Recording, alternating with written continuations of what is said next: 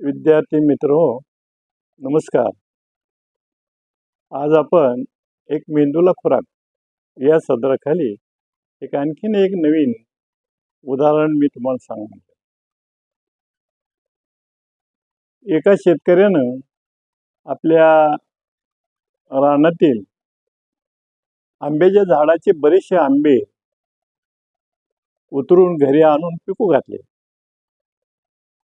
आणि त्यातले काही पिकलेले आंबे तो दररोज मुलांकडे विकायला द्यायचा. एके दिवशी त्यानं 2 मुलं त्याची छोटी होती आणि 2 मुलांना प्रत्येकी 30-30 आंबे विकायला दिले.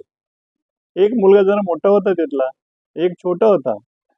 मोठ्या मुलानं ₹1 2 आंबे विकले आणि लहान मुलानं ₹1 3 आंबे विकले. कारण विकताना सुद्धा कौशल्य असतं. ते लहान मुलाला तेवढं नव्हतं आणि म्हणून त्यानं ₹3 विकले. मोठ्यानं ₹1 2 आंबे विकले. आता हे दोन्ही मुलांनी आंबे विकून घरी वडिलांकडे पैसे घेऊन आले.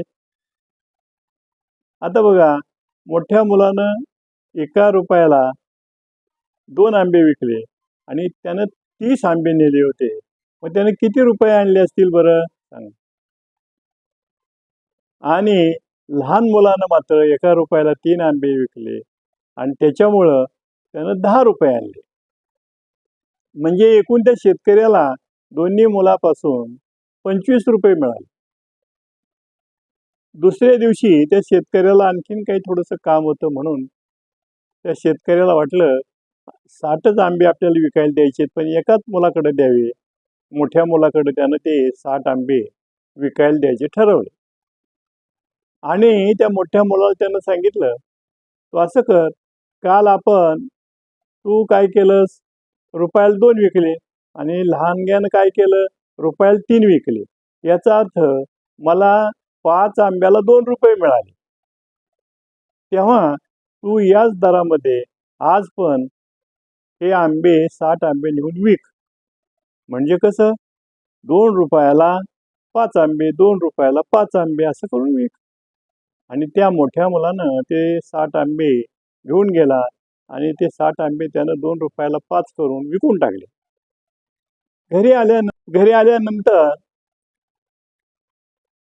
त्यानं पैसे बघितले तर एकूण त्याला